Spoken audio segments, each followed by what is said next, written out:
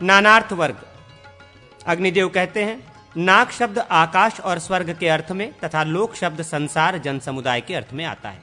श्लोक शब्द अनुस्पुष्ट छंद और सुयश अर्थ में तथा सायक शब्द बाण और तलवार के अर्थ में प्रयुक्त होता है। आनक, पटह और भेरी ये एक दूसरे के पर्याय हैं। कलंक शब्द चिन्ह तथा अपवाद का वाचक है। क शब्द यदि पुल्लिंग में हो तो वायु, ब्रह्मा और सूर्य का तथा नपुंसक में हो तो मस्तक और जल का बोधक होता है। पलाक शब्द कंदम, संक्षेप और भात के पिंड के अर्थ में आता है। कौशिक शब्द इंद्र, गुग्गुल, उल्लू तथा सांप पकड़ने वाले पुरुषों के अर्थ में प्रयुक्त होता है। बंदरों और कुत्तों को शालावृक कहते हैं। माप के साधन का नाम मान है। सर्ग शब्द स्वभाव, त्याग, निश्चय, अध्ययन और सृष्टि के अर्थ में उपलब्ध होता है। योग शब्द कवच धारण, साम आदि उपायों के प्रयोग, ध्यान, संगति, संयोग और युक्ति अर्थ का बोधक होता है। भोग शब्द सुख और स्त्री, वैश्या या दासी आदि को उपभोग के बदले दिए जाने वाले धन का वाचक है। अब्ज शब्द शंख और चंद्रमा के अर्थ में भी आता है। करट शब्द हाथी के कपोल और कौवे का वाचक है। शिपिविष्ट शब्द बुरे चमड़े वाले कोढ़ी मनुष्य का बोध कराने वाला है। अरिष्ट शब्द क्षेम, अशुभ तथा अभाव के अर्थ में आता है। अरिष्ट शब्द शुभ और अशुभ दोनों अर्थों का वाचक है। व्युष्टि शब्द प्रभात काल और समृद्धि के अर्थ में तथा दृष्टि शब्द ज्ञान, नेत्र और दर्शन के अर्थ में आता है। निष्ठा का अर्थ है निष्पत्ति, सिद्धि, नाश और अंत तथा काष्ठा का उत्कर्ष, स्थिति तथा दिशा अर्थ में प्रयोग होता है। इडा और इला शब्द गौ तथा पृथ्वी के वाचक है। प्रगाढ़ शब्द अत्यंत एवं कठिनाई का बोध कराने वाला है। वाढ़म पद अत्यंत और प्रतिज्ञा के अर्थ में आता है। दृढ़ शब्द समर्थ एवं स्थूल का वाचक है तथा इसका तीनों लिंगों में प्रयोग होता है। व्यूढ़ का अर्थ है विन्यस्त, सिलसिलेवार रखा हुआ या बिहू के आकार में खड़ा किया हुआ तथा सन्हत, संगठित। कृष्ण शब्द व्यास, अर्जुन तथा भगवान विष्णु के अर्थ में आता है। पर्ण शब्द जुआ आदि में दांव पर लगाए हुए द्रव्य, कीमत और धन के अर्थ में प्रयुक्त होता है। गुण शब्द धनुष की प्रत्यंचा, द्रव्यों का आश्रय लेकर रहने वाले रूपरस आदि गुणों का, सत्व, रज और तम का, शुक्ल, नील आदि वर्णों का तथा संधि विग्रह आदि 6 प्रकार की नीतियों का बोध कराने वाला है। ग्रामणी शब्द श्रेष्ठ मुखिया तथा गांव के स्वामी का वाचक है। घृणा शब्द जुजुप्सा और दया दोनों अर्थों में आता है। तृष्णा का अर्थ है इच्छा और प्यास। विपणी शब्द बाजार या बनिए के दुकान के अर्थ में आता है। तीक्ष्ण शब्द नपुंसक लिंग में प्रयुक्त होने पर विष, युद्ध तथा लोहे का वाचक होता है और प्रखर या प्रचंड के अर्थ में उसका तीनों लिंगों में प्रयोग होता है। प्रमाण शब्द कारण, सीमा, शास्त्र, यत्ता, निश्चित माप तथा प्रामाणिक पुरुष के अर्थ में आता है। करुण शब्द क्षेत्र और गात्र का तथा एऋण शब्द शून्य, निर्जन एवं उसर भूमि का वाचक है। यंता पद हाथीवान और सारथी का वाचक है। हेति शब्द का प्रयोग आग की ज्वाला के अर्थ में होता है। श्रुत शब्द शास्त्र एवं अवधारण, निश्चय का तथा कृत शब्द सत्ययुग और पर्याप्त अर्थ का बोधक है। प्रतीत शब्द विख्यात तथा दुष्ट के अर्थ में और अभिजात शब्द कुलीन एवं विद्वान के अर्थ में आता है।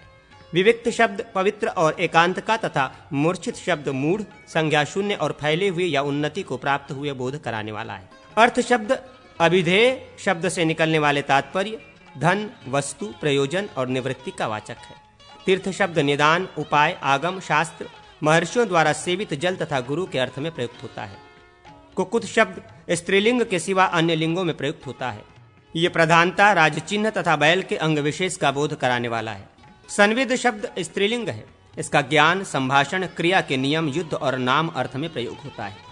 उपनिषद शब्द धर्म और रहस्य के अर्थ में तथा शरद शब्द ऋतु और वर्ष के अर्थ में आता है। पद शब्द व्यवसाय, निश्चय, रक्षा, स्थान, चिन्ह, चरण और वस्तु का वाचक है। स्वादु शब्द प्रिय एवं मधुर अर्थ का तथा मृदु शब्द तीखेपन से रहित एवं कोमल अर्थ का बोध कराने वाला है। स्वादु और मृदु ये दोनों शब्द तीनों ही लिंगों में प्रयुक्त होते हैं। सत्य शब्द सत्य, साधु, विद्यमान, प्रशस्त तथा पूज्य अर्थ में उपलब्ध होता है। विधि शब्द विधान और दैव का वाचक है। प्रणीधि शब्द याचना और चर, दूत के अर्थ में आता है। वधु शब्द जाया, पतोहु और स्त्री का बोधक है। सुधा शब्द अमृत, चूना तथा शहद के अर्थ में आता है। श्रद्धा शब्द आदर, विश्वास एवं आकांक्षा के अर्थ में प्रयुक्त होता है। सुमुद्ध शब्द अपने को पंडित मानने वाले और घमंडी के अर्थ में आता है। ब्रह्मबंधु शब्द का प्रयोग ब्राह्मण की अवज्ञा में प्रयुक्त होता है।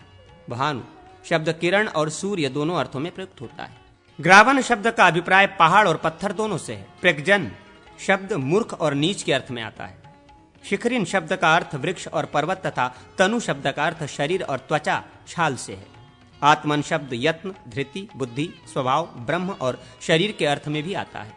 उत्थान शब्द पुरुषार्थ और तंत्र के तथा व्युत्थान शब्द विरोध में खड़े होने के अर्थ का बोधक है। निर्यातन शब्द बैर का बदला लेने, दान देने तथा धरोहर लौटाने के अर्थ में भी आता है। व्यसन शब्द विपत्ति, अधःपतन तथा काम क्रोध से उत्पन्न होने वाले दोषों का बोध कराने वाला है। शिकार, जुआ, दिन में सोना, दूसरों की निंदा करना, स्त्रियों में आसक्त होना, मदिरा पीना, नाचना, गाना, बाजा बजाना तथा व्यर्थ घूमना, ये काम से उत्पन्न होने वाले 10 दोषों का समुदाय है। चुगली, दुस्साहस, द्रोह, ईर्ष्या, दोष दर्शन, अर्थ दूषण, वाणी की कठोरता तथा दंड की कठोरता, ये क्रोध से उत्पन्न होने वाले 8 दोषों का समूह है। कौपिन शब्द नहीं करने योग्य खोटे कर्म तथा गुप्त स्थान का वाचक है। मैथुन शब्द संगति तथा रति के अर्थ में आता है। प्रधान कहते हैं परमार्थ बुद्धि को तथा प्रज्ञान शब्द बुद्धि एवं चिन्ह पहचान का वाचक है। क्रंदन शब्द रोने और पुकारने के अर्थ में आता है। वर्षमन शब्द देह और परिमाण का बोधक है। आराधन शब्द साधन प्राप्ति तथा संतुष्ट करने के अर्थ में प्रयुक्त होता है। रत्न शब्द का स्वजाति में श्रेष्ठ पुरुष के लिए भी प्रयोग होता है और लक्ष्मण शब्द चिन्ह एवं प्रधान का बोध कराने वाला है। कलाप शब्द आभूषण, मोरपंख, तर्कस और संगठित के अर्थ में भी उपलब्ध होता है। तल्प शब्द शैया, अट्टालिका तथा स्त्री रूप अर्थ का बोधक है। डिंब शब्द शिशु और मूर्ख के अर्थ में प्रयुक्त होता है। स्तंभ शब्द खंभे तथा जड़वत निश्चेष्ट होने के अर्थ में आता है। सभा शब्द समिति तथा सदस्यों का भी वाचक है। रश्मि शब्द किरण तथा रस्सी का वाचक है। धर्म शब्द का प्रयोग पुण्य और यमराज आदि के लिए होता है। ललाम शब्द पूंछ, पुंड्र, तिलक, घोड़ा, आभूषण, श्रेष्ठता तथा ध्वजा इत्यादि अर्थों में आता है। प्रत्यय शब्द अधीन, शपथ, ज्ञान, विश्वास तथा हेतु के अर्थ में प्रयुक्त होता है। समय शब्द का अर्थ है शपथ, आचार, काल, सिद्धांत और संविद, करार। अत्यय, अतिक्रमण, उल्लंघन और कठिनाई अर्थ में तथा सत्य शब्द शपथ और सत्य भाषण के अर्थ में आता है। वीर्य शब्द बल और प्रभाव का तथा रूप्य शब्द परम सुंदर रूप का वाचक है। दुरोदर शब्द पुल्लिंग होने पर जुआ खेलने वाले पुरुष और जुए में लगाए जाने वाले दांव का बोध कराने वाला होता है तथा नपुंसक लिंग होने पर जुए के अर्थ में आता है। कांतार शब्द बहुत बड़े जंगल और दुर्गम मार्ग का वाचक है तथा पुल्लिंग और नपुंसक दोनों लिंगों में उसका प्रयोग होता है। हरि शब्द यम, वायु, इंद्र, चंद्रमा, सूर्य, विष्णु और सिंह आदि अनेकों अर्थों का वाचक है। दर शब्द स्त्रीलिंग को छोड़कर अन्य 2 लिंगों में प्रयुक्त होता है।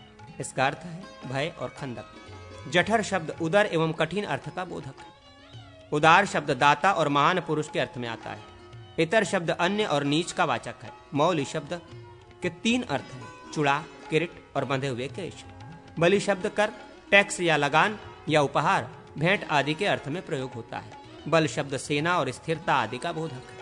नीवि शब्द स्त्री के कटिवस्त्र के बंधन रूप अर्थ में तथा परिपर्ण, पूंजी, मूलधन अथवा बंधन रखने के अर्थ में आता है। वृष शब्द शुक्रल, अधिक वीर्यवान, चूहा, श्रेष्ठ पुरुष, पुण्य, धर्म तथा बैल के अर्थ में प्रयुक्त होता है। आकर्ष शब्द पासा तथा चौसर की बिछांत के अर्थ में आता है।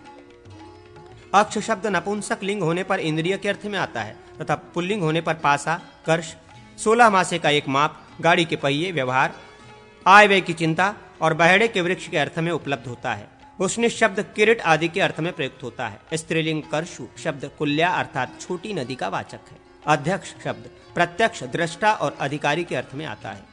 विभावसु शब्द सूर्य और अग्नि का वाचक है। रस शब्द विष, वीर्य, गुण, राग, द्रव्य तथा श्रृंगार आदि रसों का बोध कराने वाला होता है। वर्चस शब्द तेज और पुरुष, मल का तथा आगस शब्द पाप और अपराध का वाचक है। छंदस शब्द पद्म और इच्छा के तथा साधियस शब्द साधु, उत्तम और बाढ़, निश्चय या हामी भरने के अर्थ में आता है। द्यू शब्द समूह का वाचक है। अहि शब्द व्रतासुर के अर्थ में भी आता है तथा तपोमह शब्द अग्नि, चंद्रमा एवं सूर्य का बोध कराने वाला है।